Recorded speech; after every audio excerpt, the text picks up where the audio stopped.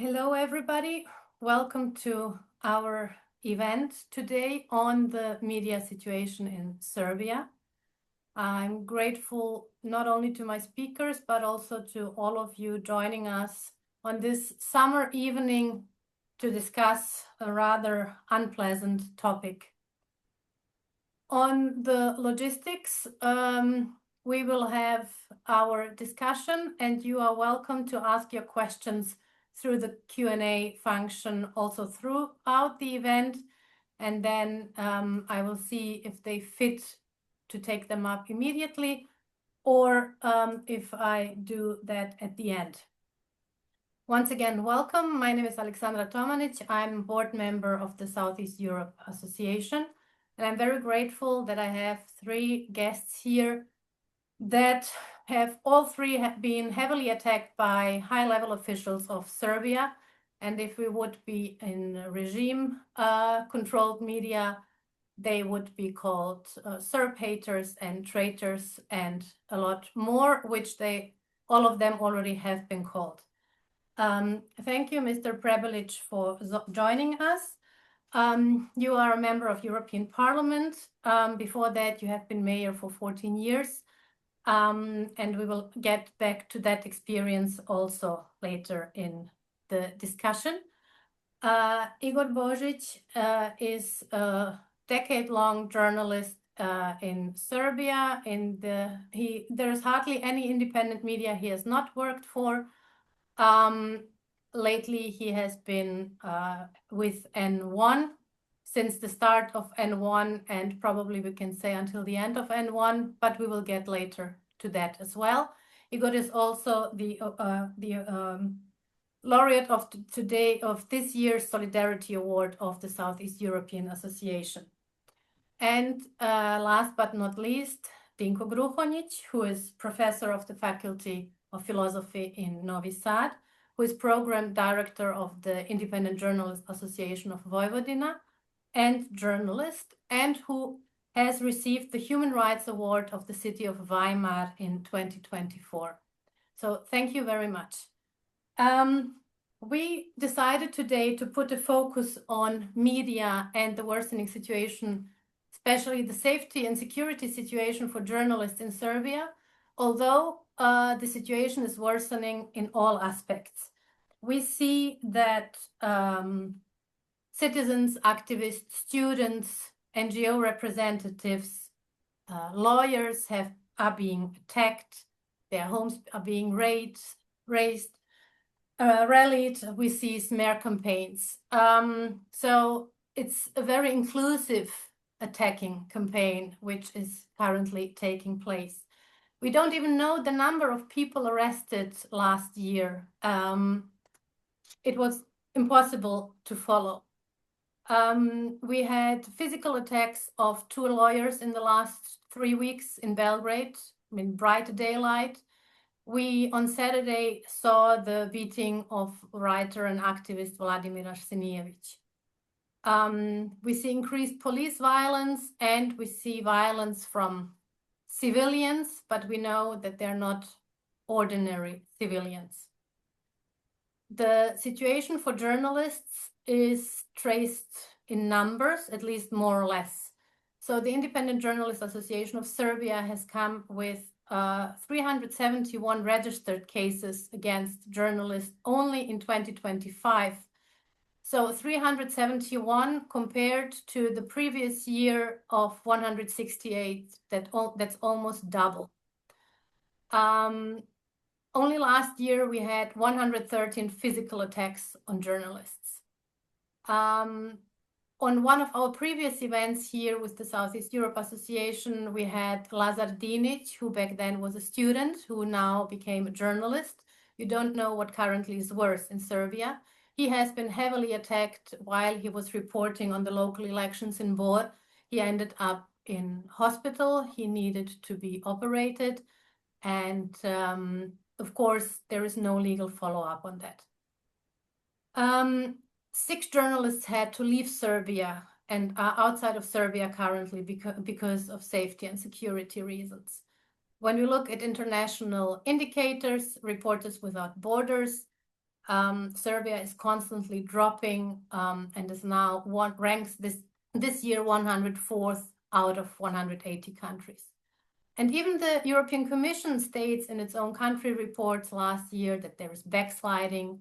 They even acknowledge the high-level official statements that have a chilling effect, and I'm quoting now, they are aware of the slaps.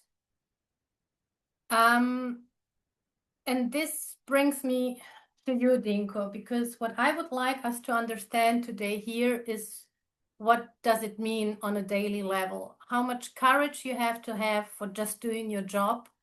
How much danger is there? And what kind of integrity is it that drives you to continue doing your job? You, Dinko, have been on the list of, let's say, state enemies for a very long time. And I wonder if one gets used to that. And I would like you to explain us how you ended up in that role, just for defending certain values like basic decency. And if you could explain us what made you become really the person mentioned in the parliament, from the president at press conferences, and everything you've gone through with the new dimension of involving your family. So if you could try to chronologically explain to us what had happened and how it got worse over the past years. You're muted. Sorry. Thank you, Aleksandra, and good evening to everyone. So it's a difficult question, and I don't know the answer. Why me? So probably because I'm a journalist and because I'm a university professor and because I'm not a member of any political party and because I don't have behind me any kind of social movement. So I'm individual on the first place.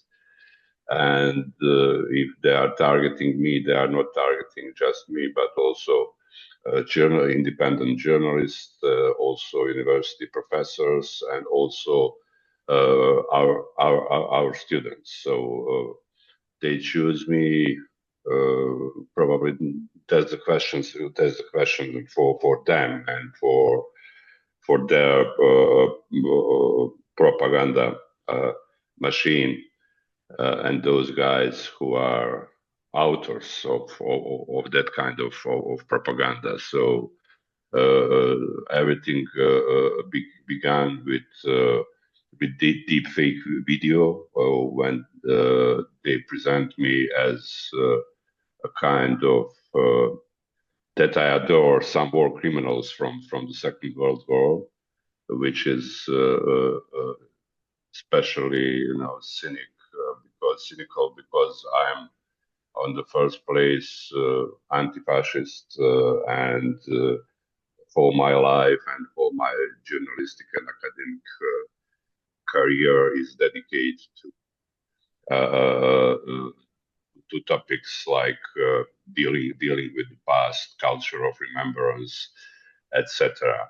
So now, for more than 2 years, I was subjected to coordinated public smear campaigns, threats, and intimidation. As I said, because of my work as a journalist, editor, and professor. And these campaigns did not remain confined to the media. They gradually created an atmosphere in which threats became normalized, surveillance became part of everyday life, and eventually members of my own family also became targets. At the end of June, for instance, our son's car was vandalized in the parking lot in front of our parking building in Novi Sad. And I want to underline that I do not share this experience because I believe my story is unique. Unfortunately, it is becoming less and less exceptional. many independent journalists in Serbia face similar forms of pressure, and my personal experience simply illustrates a broader pattern in which critical voices are increasingly portrayed as enemies rather than participants in democratic debate. So, why journalists increasingly becoming targets? Because authoritarian political systems rarely fear individual journalists because of one article. So that's not the point.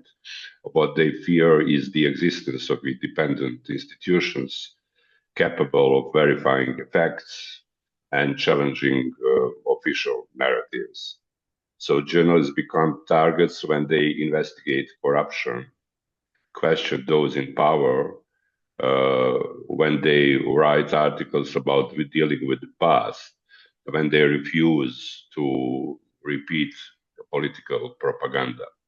So they are often publicly labeled as foreign agents, traitors, or enemies of the states. And once such narratives become normalized, various forms of pressure, from online harassment to physical attacks, become easier to justify in the eyes of part of the public.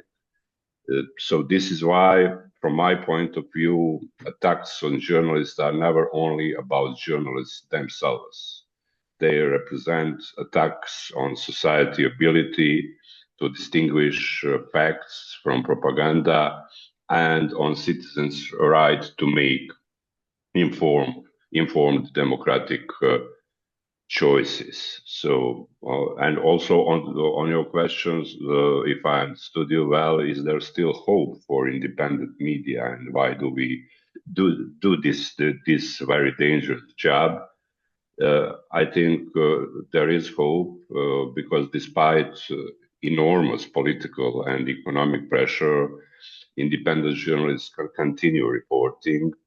Local media, especially community media, continue serving their communities. Investigative journalists continue uncovering corruption, and civil society organizations continue defending their democratic values. These people, on the other side, often work with very limited resources and under very difficult circumstances. Yet they continue because they believe that professional journalism remains essential for democratic society. So, what independent media need in Serbia, what they need most is not sympathy, but sustainable conditions in which they can work professionally, safely, and independently. And supporting independent journalism means supporting democratic resilience in Serbian society itself. Thank you. And I know that as a journalist, you're not used to speak about yourself, but I will still like to go back to that point. The messages you are getting is we know where you live. You had threatening and hate speech graffiti right at the entrance of your apartment block 2 years ago. Now the car of your son was vandalized on early evening. It was not even in the middle of the night in front of your house. So this is another level than like just having smear campaigns or other threats. This is, we are here, we are in front of your house. What was the institutional response to both incidents? Have you received any kind of support, any kind of clarification? Was there any legal follow-up regarding the perpetrators? For the last questions, unfortunately, the answer is very clear: no. So, probably that's a proof that the state is behind, or better to say, that the regime is behind these campaigns. So, On the other side, of course, I would be lying if I said I wasn't afraid. Of course, I am. What has happened to me and my family has changed our lives profoundly. But fear cannot become the organizing principle of my life. If we allow intimidation to silence us, then those who rely on fear have already achieved their goal. So that is why I continue to speak out, not because I'm fearless, not because I'm kind of hero, because I'm not, but because I believe that defending democratic values and professional integrity is more important than giving in to intimidation.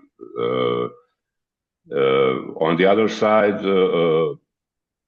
in this very moment and after this last incident, because it was attack on our son, and I'm father, and right now, to be honest, I am tired, and these have been very difficult months for me, for my family, and me. But on the other hand, I don't want fear to define either my personal life or my professional work. So probably I will need to use this summer as a way to try to relax and probably to move from Serbia for summer because of the security reasons. So when national institutions remain silent and you don't get neither feedback nor protection, what are the actors that could help there? How do you see the role of the so-called international community, or in our context of EU institutions and, for example, the German government? What could these actors do, or have they helped previously? Yes, they helped in our case. So 2 years ago, when we asked from Ministry of Interior in Serbia to estimate, the level of our security, they needed something about 2 months to answer on that question, and they said that we are safe, which was also ridiculous. On the other hand, the European Federation of Journalists... Excuse me, just to jump in there. So you received a written note by the Ministry of Interior that your safety assessment is fine? No, we didn't receive the written note. We received just, by the phone note from some police official who said that we are safe. And when our lawyer asked for the paper, they said something like that's a secret, So we have never seen that paper with that kind of estimation.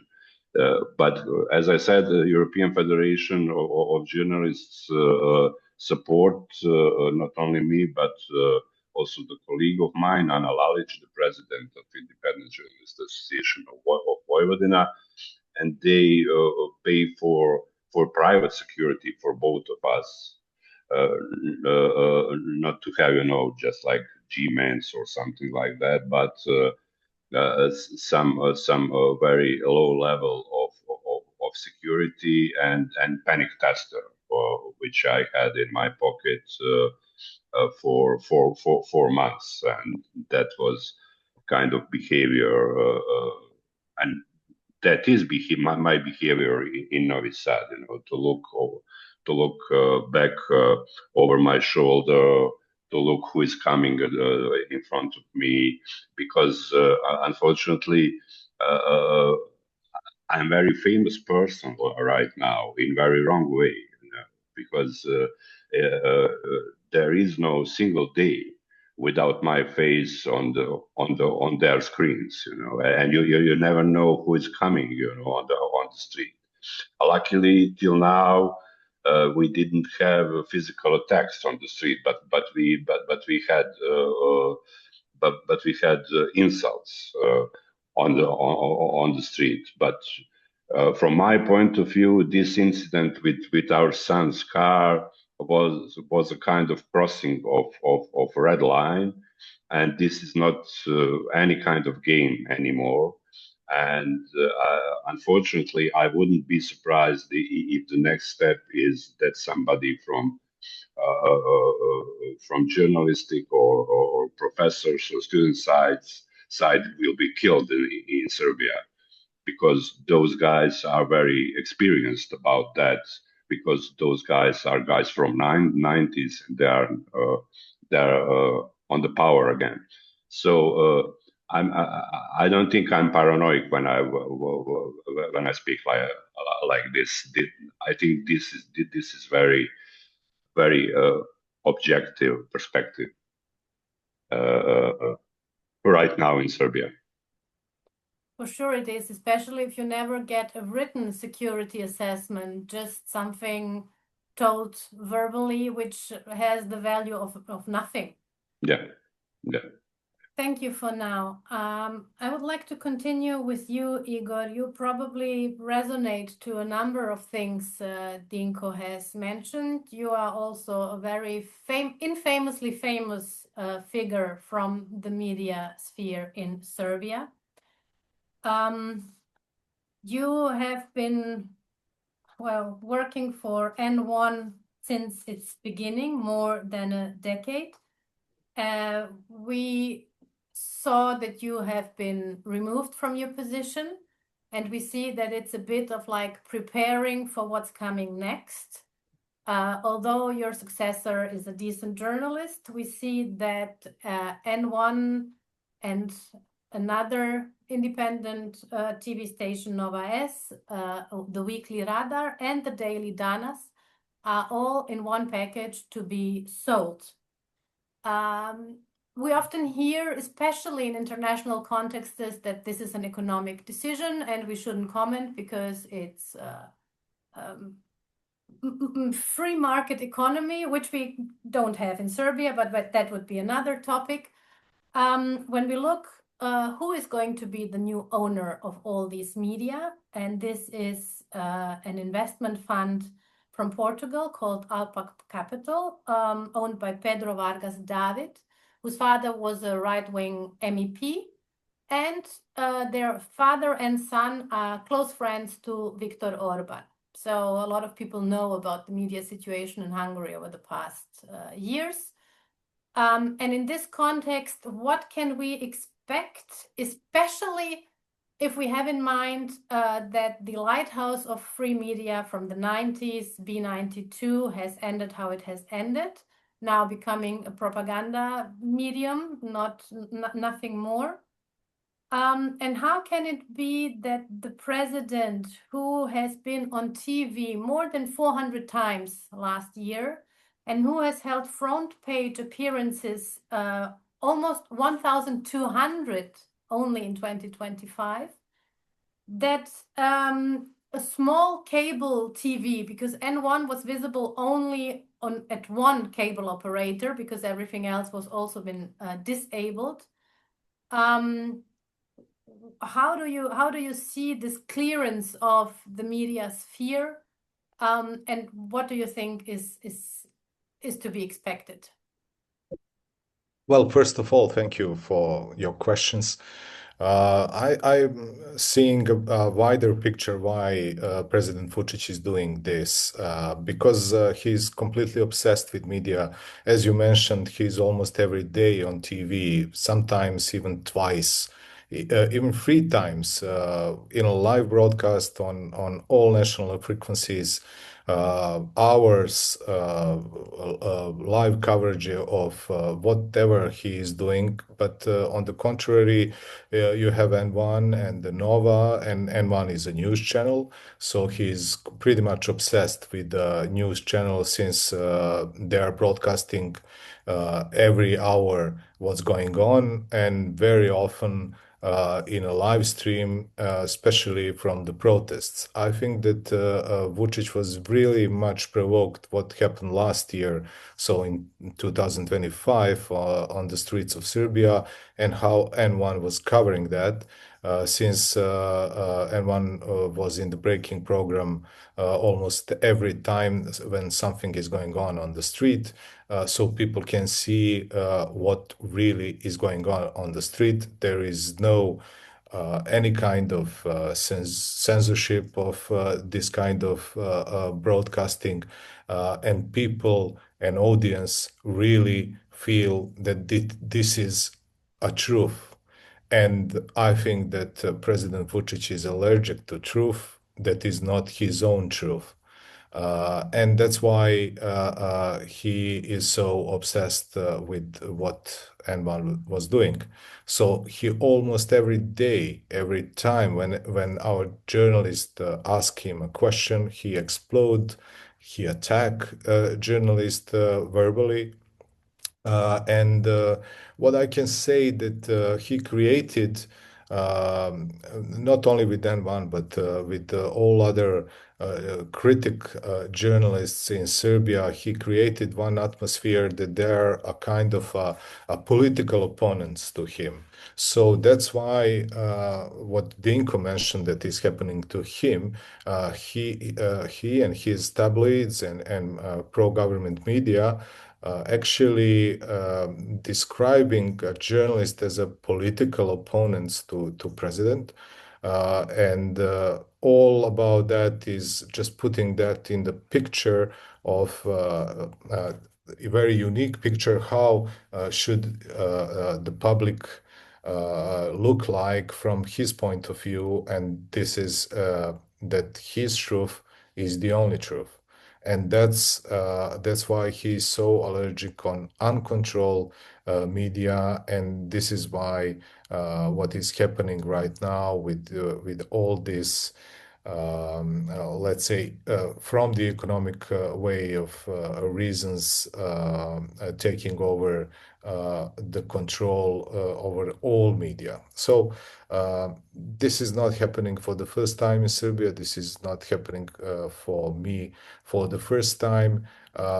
This already has been seen, but what I'm really, I can say that I'm a little bit disappointed of how European Union especially is seeing all of these processes, because it's not only enough to put in the progress report what's going on in the media, because the government does not feel that as a kind of pressure.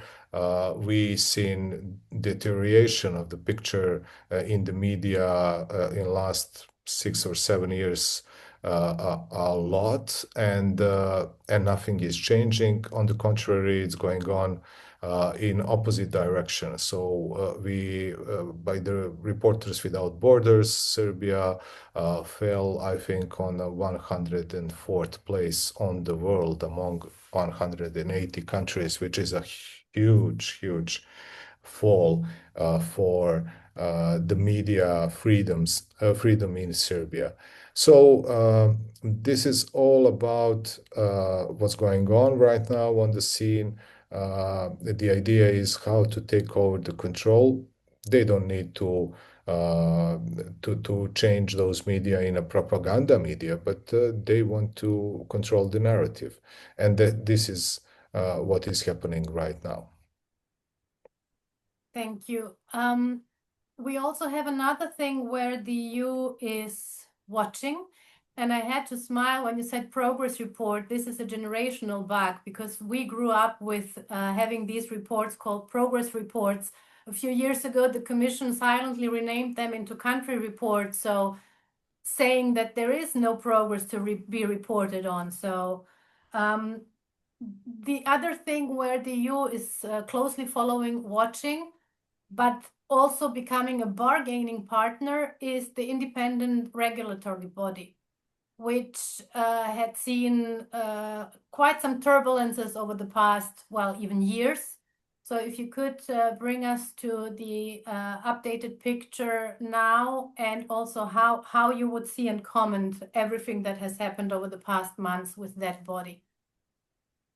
Well, what is obvious is that the four so-called independent candidates, they are independent candidates, decided to participate again in the regulatory body for electronic media in Serbia, so-called the REM. And they're now will be back in the system. So that will probably give a green light to opening the cluster free for Serbia. Even though the situation will be four candidates independent and four pro-government candidates, which means that body is not independent. Which I'm calling for years to understand, I mean, to international community to understand that if some controlling body like REM should be completely independent, not consist from pro-government candidates and non-government candidates inside of the body. So this is all charade. That's how I'm seeing. And we can see that there was a huge pressure from European Union on NGO sector who elected these candidates for the parliamentary election for the body, for the REM. And the problem is that European Union is so eager to see Serbia to do some positive steps. So they are compromising with the regime who is not compromising over the control of the media. So I think that this could not change anything in the system of REM, that they will be maybe just people who can monitor what's going on inside, but they cannot change basically anything. And after the election process will end, they will probably join the ninth candidate.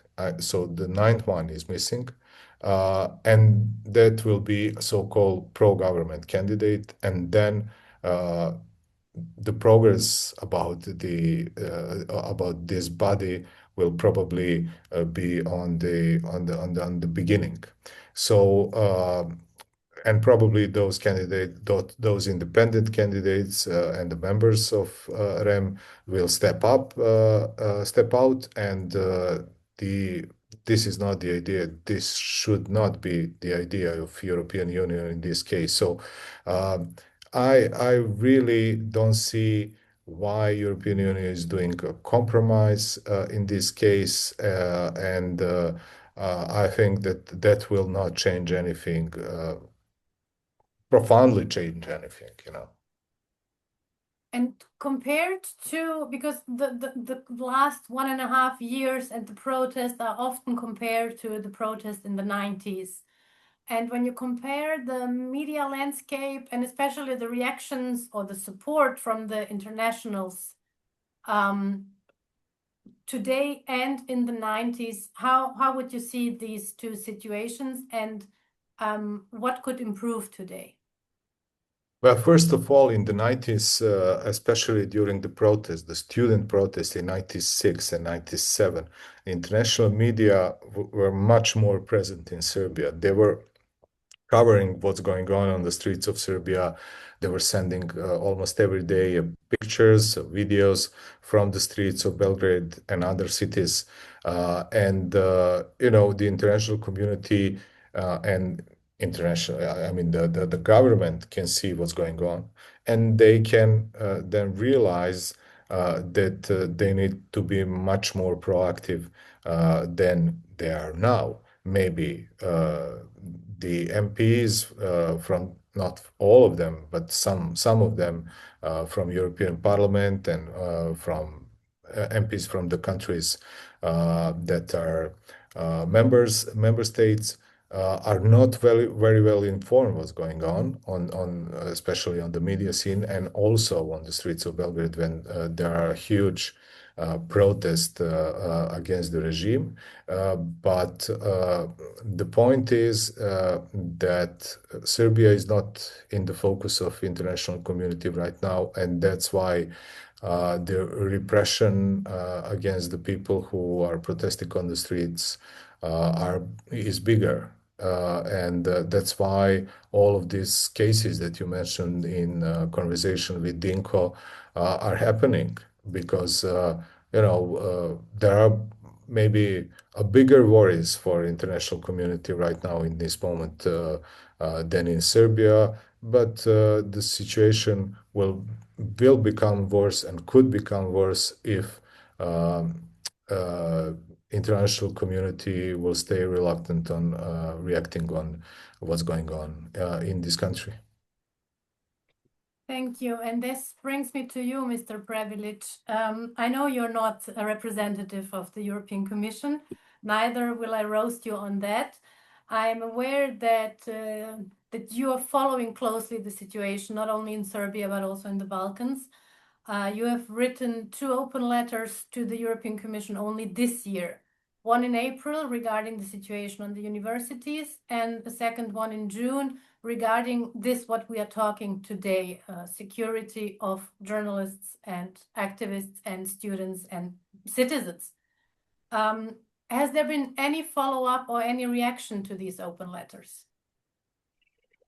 Well, thank you very much for hosting me today. I have to be honest with you, it's difficult to listen all these facts and data from Serbia in 21st century in Europe, on European continent. It's just difficult to comprehend that we have to talk about basic things like freedom of journalism, security of journalists, and stuff like that. So this is really depressing. However, when it comes to your question, yes, we are, well, let's try to elaborate on these 10 points. First of all, there are like 3 institutions when we talk about the European Union. I know you are well aware, but I would really like to emphasize this. So there is a council on one side, a council being represented by the national governments. And as you would know, there are different countries with different priorities when we talk about Serbia, to be really honest with you. And I'm going to be really honest with you today. So there are some countries who are still believing that so-called stabilocracy still applies for Western Balkans.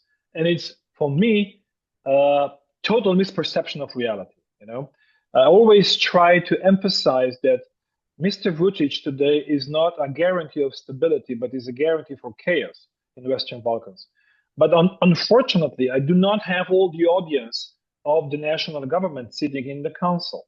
So countries who are still openly supporting the situation that we are apparently seeing today on the ground are in Germany and France. And it's quite difficult to persuade them that this approach is just not working anymore. Then you would have another set of the countries also sitting in the council who are well aware that this situation is getting us anywhere and should be changed immediately. Of course, they also are calling for so-called as soon as possible reactions in Serbia. But when we talk about the elections, if we are not changing the environment, so there will be no upgrade when we talk about free and fair elections. So that if the ecosystem will remain as it is, we already know who will be winning the election. So there is no use to call for the elections without implementation of reforms that were quite clearly detected by ODIHR and also Venice Commission. So this is another set of the countries who are willing to do something, but they don't know how. And then, of course, there are like a third group of the countries who are well aware of the situation, and they're calling for the implementation of reforms. Why I'm talking about the council? Because, as you would know, Commission came in front of us with the proposal to actually open the negotiations with the Cluster 3. For me, this was quite unpleasant surprise. Why? Because I couldn't agree more with my colleagues today on this video conference, there is basically no progress. So we cannot award anyone for anything because job has not been done. You know, of course, Commission has this kind of idea, and this proposition was also explained within the Parliament. And thank God, in quotation mark, majority within the Parliament does not support the standpoint of the Commission. And thankfully, there are some countries who said that this so-called reward by opening the cluster 3 should not happen. And we have here a blockage of certain countries who are not in favor. And as you would know, if you wanted to open any kind of negotiations or any kind of the cluster, you would need unanimity approach. So all the member countries have to agree on that. And since we have today, I would say 8 who do not agree, this would not happen. Hopefully, this will remain in place. I can't guarantee because it's above my pay grade. So the national governments will decide apparently on certain things. But today, situation shows us this would not be the case. So no negotiation will happen about the cluster 3. Now, this brings us to the Commission as a second party in this debate. Commission is under, as you would know, under quite direct influence, not to use another word, by the Council. So there are some countries who really push with some proposals, and then, of course, unfortunately, Commission listens to them and tries to deliver. We are unhappy about this, and I also can be honest with you, on many occasions, since Commissar for the Enlargement comes from the same country as I do, we talked a lot, and I was also quite open. Please hold your horses. And as you would know, the Parliament came up with a proposal that, according to the growth plan, the payment should be stopped. And today, this still is being in place. We will see how this situation will deteriorate in the future. But I think this could be or should be perceived as a signal that a lot of people within the institution of European Union is really unhappy about delivering results. How long this will remain in place, we will see. But if I will be the decision maker, this will remain in place. Of course, the sub-question is, when we talk about the implementation of growth plan, it's roughly 1 billion euro. So how can this money be helpful to those who are on, let's say, the side of democracy in Serbia? And I came up with a proposal. It was not yet implemented, that when we talk about the democratic upbuild in Serbia, the fund should not be stopped.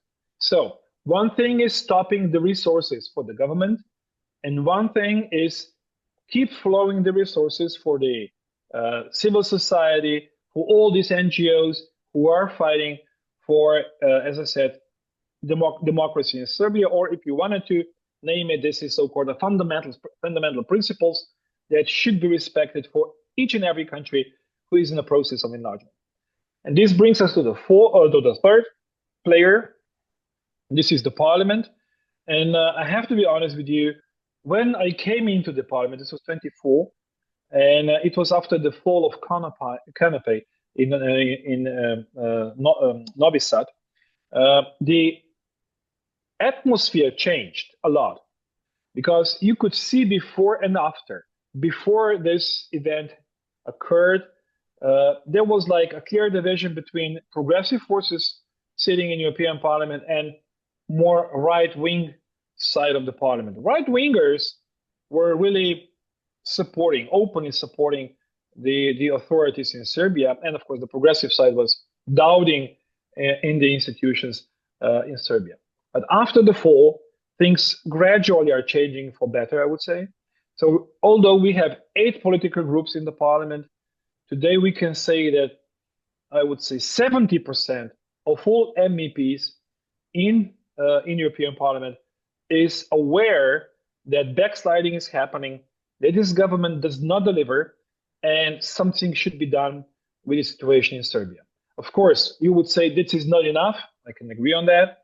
But the last report that was put together and voted, I think, 10 days ago, it was really critical, and it was supported by majority, clear majority within the parliament. I think the game changer definitely is EPP, so European People's Party, whose member also is SNS. And I also openly asked the EPP, what are you going to do about it? Because this is damaging also to the EPP and the standards they stand for within the parliament. Having this kind of party as a collegial party under the same umbrella doesn't really contribute to what you stand for. The reply was, we'll see, unfortunately. So no big progress is still on the horizon, but Parliament, I would say, does things. Is this enough? No, of course. Could we do more? Maybe. But as you would know, the Caesars and everything else are in the hands of the Commission and the Council. Of course, that doesn't mean that we can't do more. We will do more because every member of the Parliament also comes from a certain country. That means that we also can advocate at home, what is happening and what things should be applicable also within the Council. And this is another homework that we have to deliver. But I can see that some situation is today improving. And of course, as I said before, should be done more. About the REM, we are well aware.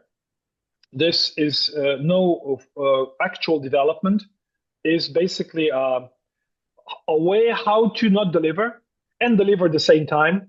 To be really blunt now, excuse me now, almost Balkanska posla, it's like, how can you outmaneuver and navigate and again not to deliver at the end of the day?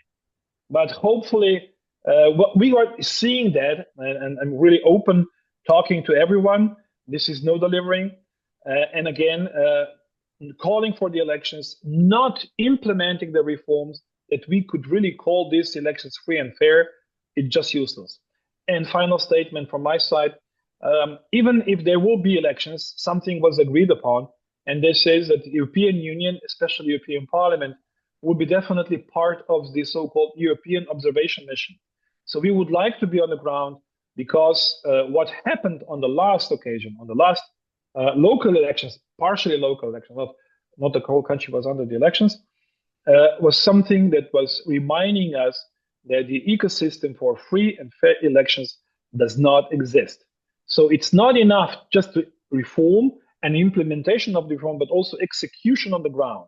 So this was agreed, and Commission already said that they will approve the largest observation mission within the European Union to send people on the field and be there when and if, of course, the elections will take place even in this year.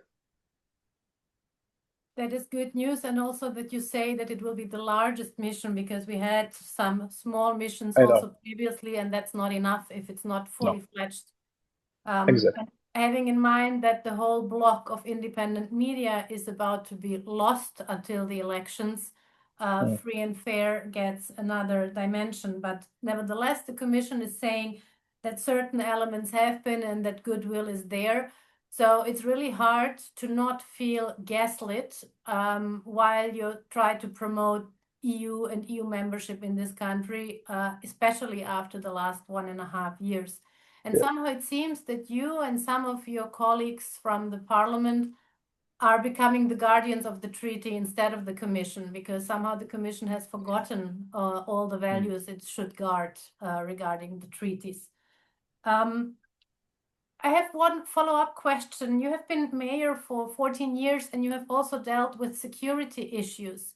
What would be your recommendations regarding security? And we are talking here about basic physical integrity of quite a number of people in this country for just speaking up, having their opinion, doing their job, or living their basic civic rights. Okay, so first of all, I was really listening carefully what Mr. Dinko was explaining before, attacks on Sun's car and stuff like that. There is like in securities, let's say this discourse, there are like two ways of intimidation. One is more or less psychological intimidation, so putting pressure on people and so on and so on. But what we are seeing here is also a physical intimidation. So it's things that happen today and are endangering your life being. So this is not a joke anymore. In quotation, well, nothing is, of course, but this really is going really far. And of course, this is bringing us to the so-called professionalism. Professionalism of people who are on the side of, let's say, repression. We all know the basic definition of a state is also to have a monopoly over use of force.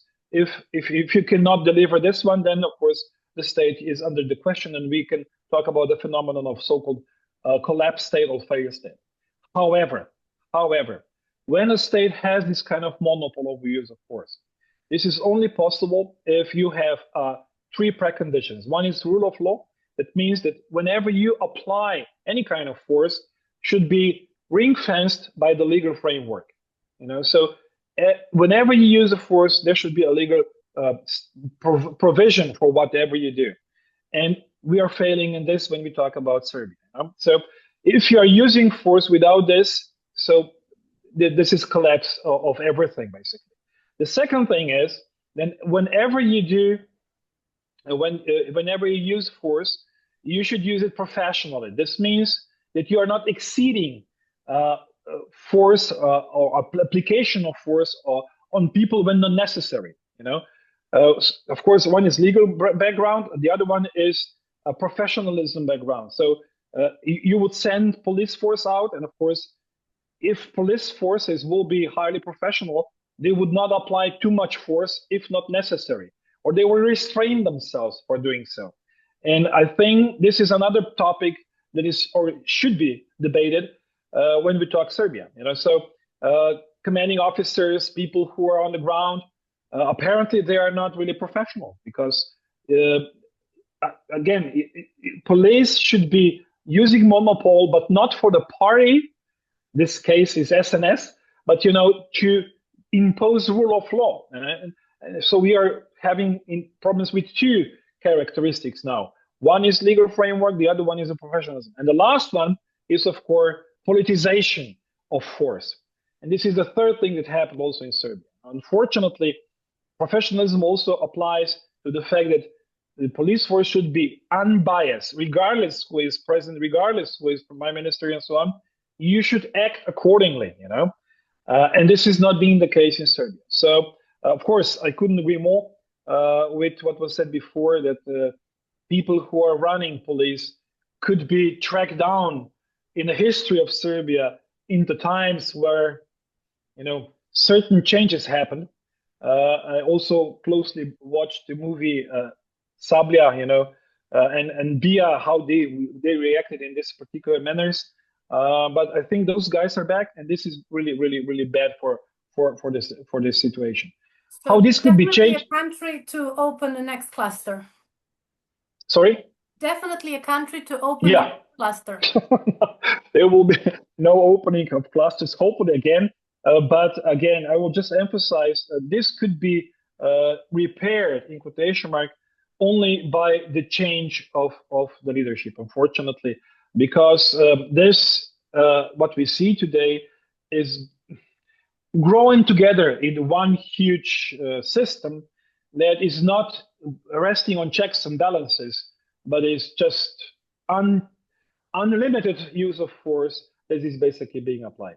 And of course, if you wanted to make now a disconnection to that, I think only this could happen if there will be a new institution, or let's say a new political elite there that will be aware what should be applied and how that should be applied. So again, I cannot see repairing that if this will be continuation of the regime that we have today in Serbia. So, sorry, not good news, but this is how it is. Maybe I'm seeing that wrong. Maybe I'm seeing that wrong. Maybe somebody will correct me, but this is how I perceive the situation in Serbia today. Yeah, Igor and Dinko, you're free to correct, but I think it's more good luck to all of us. I just want to add something, because it just come up to my mind when Mr. Prebilič said what's going on with, how he perceived the use of police and the use of force for the state.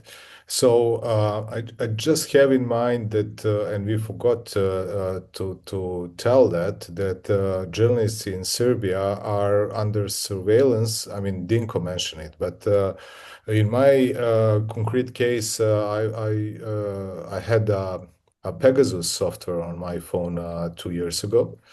And it's made by the company in Israel, and it only can be approved in some country if the government or some government offices are asking for that. So there is no possibility that somebody from some private reasons ask for that malware to be installed on my phone. So that means that the state is somehow behind that. Of course, I'm not the only one. There is a lot of politicians who are under surveillance with the software, who is very much expensive. Also, investigative journalists from Krik and Birn, and nobody is dealing with that, and nobody is answering on those questions. So it is creating an atmosphere that I will and should feel as some kind of traitor if state is trying to track me down what I'm communicated and who I'm communicated with. And this is how, not state, but Dinko really said the regime is actually treating the independence and journalists, not only a journalist, but any kind of individual who is independently thinking and critically orientated on something that is non-democratic, that is corruptive, and something that is out of the rule of law, which our journalists are doing, or some lawyers are doing, or some MPs are doing. But the point is that the force in Serbia is just simply connected only with what higher politicians are asking them to do. And in last couple of years, we've been noticed that official police statements were lies when they are going into direction to help to the regime. In the time of Milosevic, I haven't seen that the police lied in the statements. They done terrible things, but they were quiet. But with this regime, we are seeing that some official statements are really not the true. Like, for example, the case when the man died with the interrogation in the Bor during the case of missing girl in eastern Serbia 2 years ago, and they announced that he died by a natural cause of death. I mean, that was a lie, and investigative journalists later discovered that it was a lie. So it never happened before, even in Milosevic regime.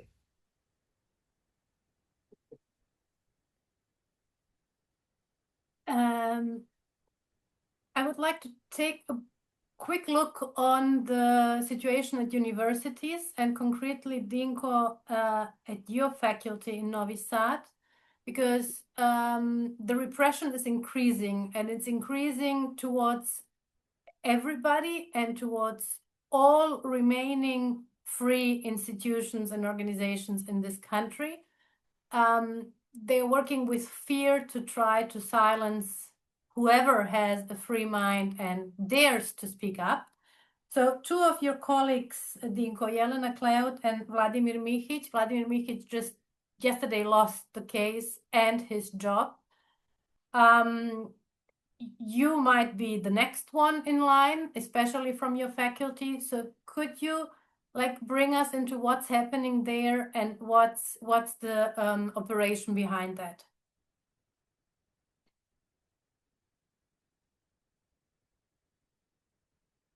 You're muted again.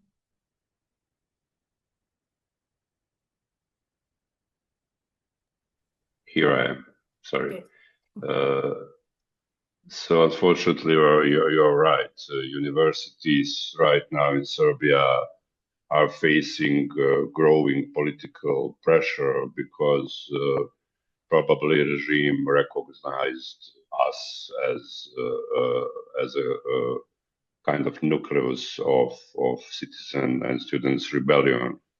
So professors who publicly criticize government policies and support student movement are increasingly exposed to smear campaigns in pro-government media, public discreditation, threats, and various forms of institutional pressure, including, as you said, politically motivated dismissals of some of Serbia's most respected professors, just like colleagues Jelena Kleut and Vladimir Mihic are.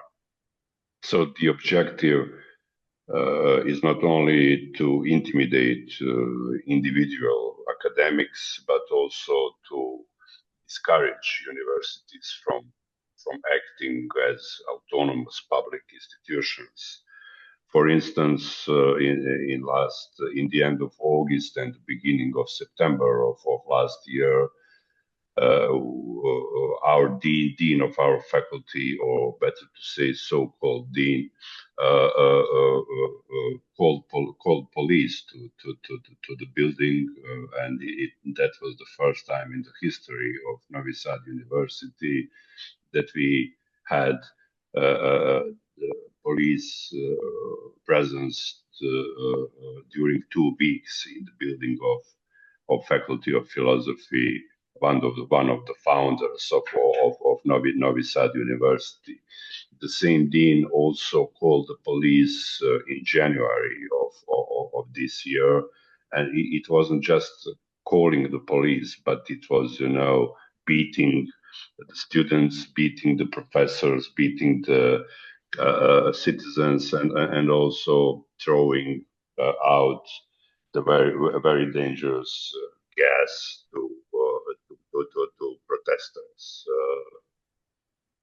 So I think, on the other hand, the current student movement has once again demonstrated why universities matter in democratic societies.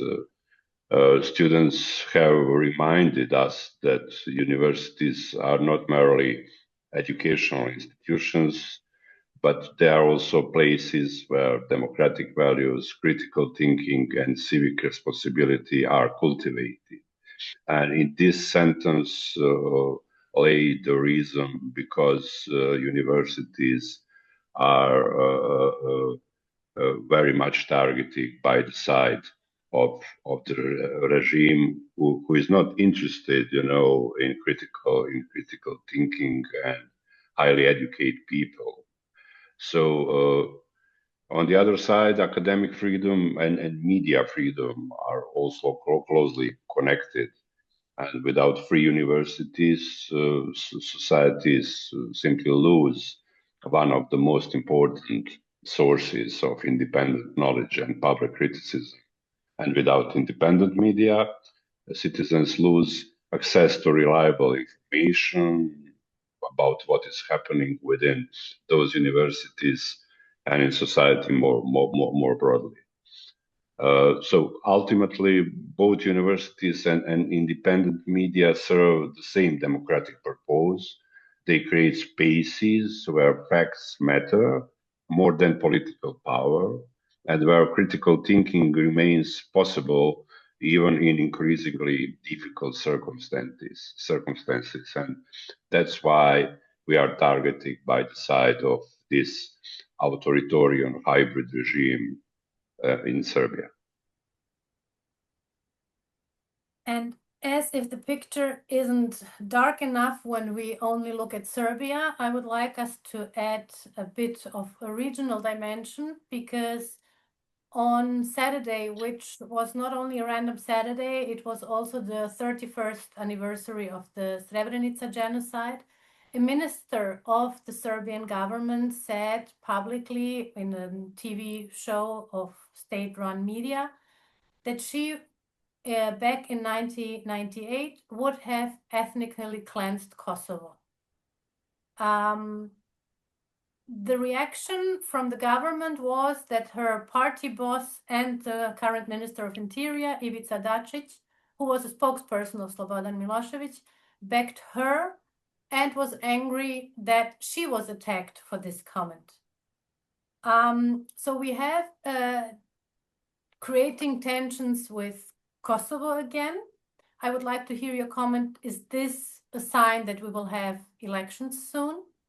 And at the same time, when dealing with the past, the nationalism and the war stories of the 90s are still haunting us, the Berlin process and its civil society forum is canceling the only regional format where reconciliation and minority issues have been discussed without announcement and without any explanation. So, and also having in mind that the last episode of attacks against Dinko was after a study he has written with a colleague on media reporting on dealing with the past in the Western Balkans.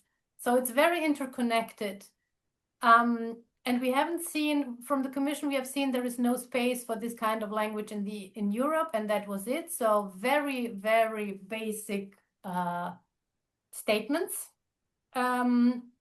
I would like to hear your comments, how you see the regional dimension of everything, and what could that mean in consequence? Whoever wants to start. Dinko, you are unmuted. Maybe we start with you. I don't know what to say, especially having in mind that they try and almost succeed to organize ethnic cleansing of Kosovo, so more than almost million of people were ethnically cleansed from Kosovo in 1999. So it's particularly an alarming statement when it comes from a member of the government of a country that aspires to join the European Union. So when language that legitimizes ethnic cleansing enters mainstream political discourse without consequences, it undermines democratic values, reconciliation, and respect for human rights. And the fact that journalists like me are very rare in Serbia, who are specialized for that kind of topics, like dealing with the past, and that we, even though we are not, we don't have any kind of power, that such a marginalized group of journalists make nervous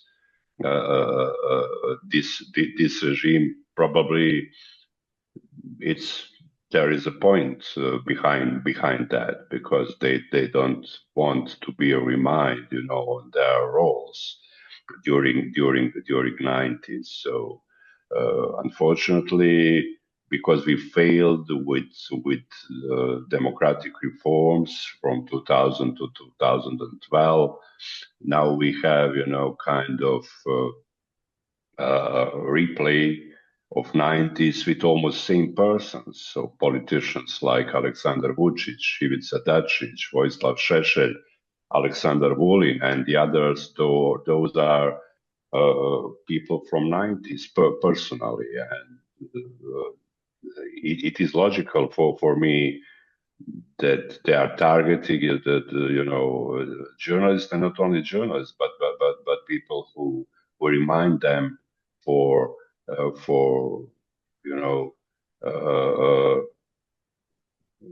magnum crimen from 90s, because they were behind that magnum crimen, which result was more than 100,000 dead and millions of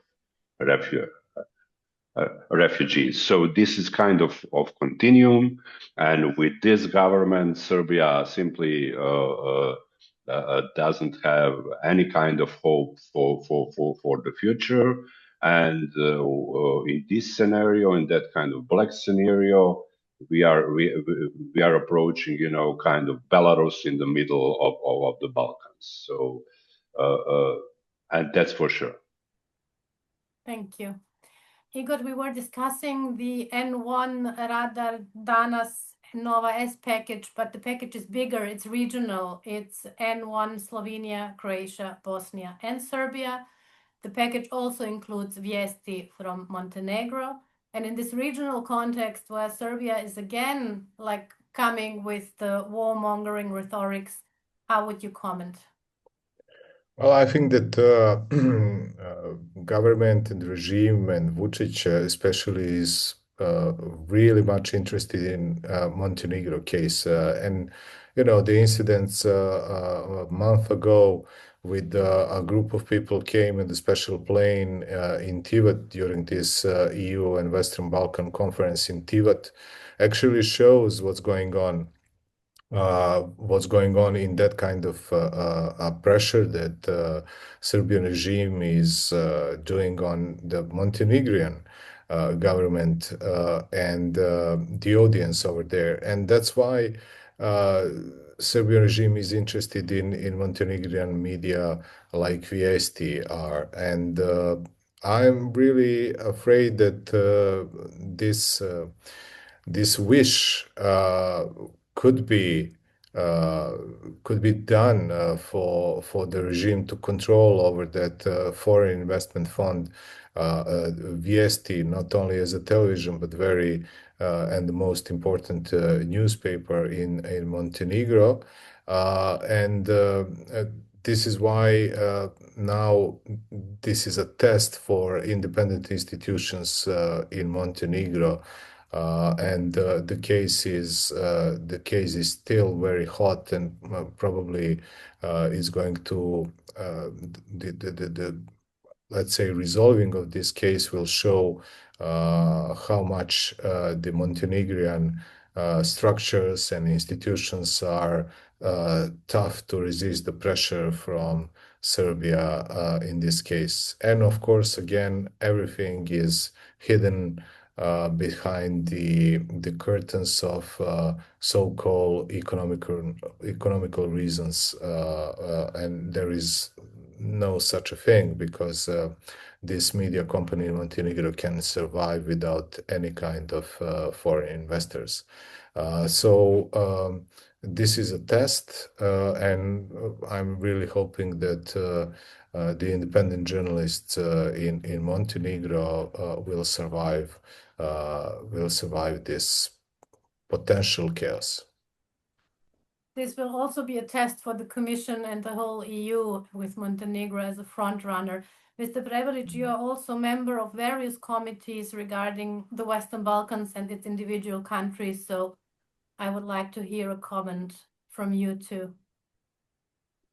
Well, as was mentioned before, I think Montenegro definitely is a forerunner, and there is a big expectation also on the side of the European Union, especially Commission, that negotiations should, if running smoothly, be over by the end of, let's say, next year or in the middle of next year, 27.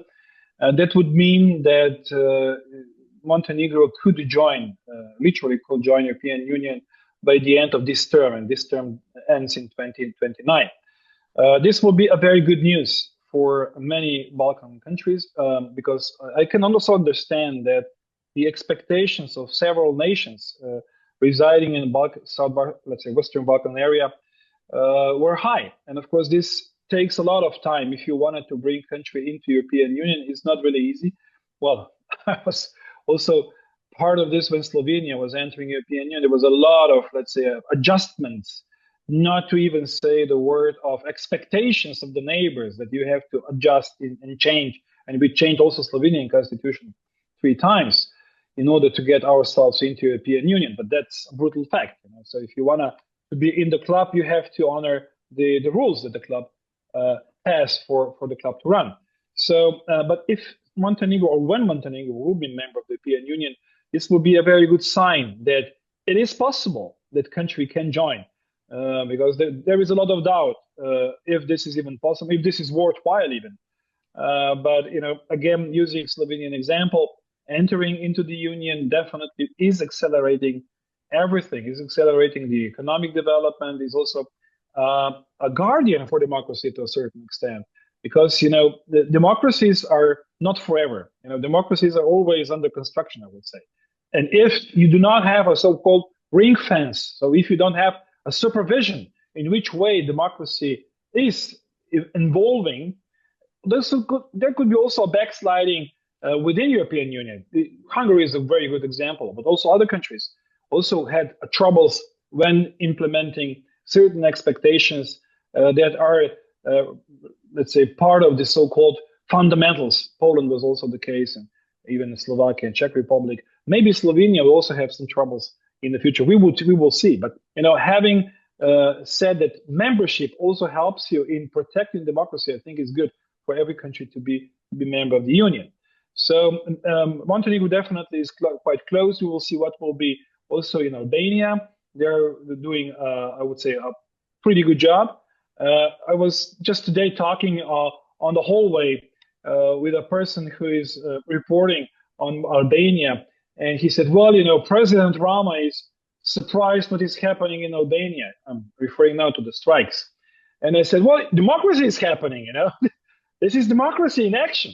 Of course, some people may not be happy about that fact, but this is how it is, So if you do something that people are not, comply with, then there will be a reaction, and it's good if you have a reaction. So Albania is the second one. Of course, Bosnia is quite difficult. You would know yourself. The expectation on the side of the European Commission are still in the air because they didn't even appoint a chief negotiator. So there is really not moving anywhere, basically, and they already lost quite a large sum of money from the growth plan. This was not then transferred to Bosnia because they didn't meet expectations. We will see what will be the future development. And of course, then is also Northern Macedonia. Northern Macedonia is unfortunately today somehow hijacked by Bulgaria, to be really honest with you. So instead of starting a negotiation process, there are blockages after blockages. We will see how this will be now resolved by another change of the constitution in Northern Macedonia. I understand also Northern Macedonia that they are willing to do any kind of adjustment, but this should be then the last one. I can clearly understand that one, but we will see how this will developing. But nevertheless, Serbia could, if there will be a will on the other side, do great improvement. But it's the leadership that I think is not really lean towards implementing all the reforms, because if you implement all the reforms, then regime will have tremendous problems to continue its work. So this is how it is. But really being honest, European Union is ready to enlarge, because one thing is negotiation process, and the other thing is again get support and ratification within each and every member country. So you can only be a member if 27 nations will agree on that. But this, let's say, situation is good for the development, and I think if this will not be explored, and if we are not successful enough to bringing the region closer, or even within European Union, I think there will be a missed opportunity, because after this, there will be, how I see this, will be a stalemate also on the side of the member countries. So the readiness that today exists may change over next 5 or 4 years. So this term of the European Parliament that will run out in May 29 is in favor of enlargement. We will see what will be then the next one.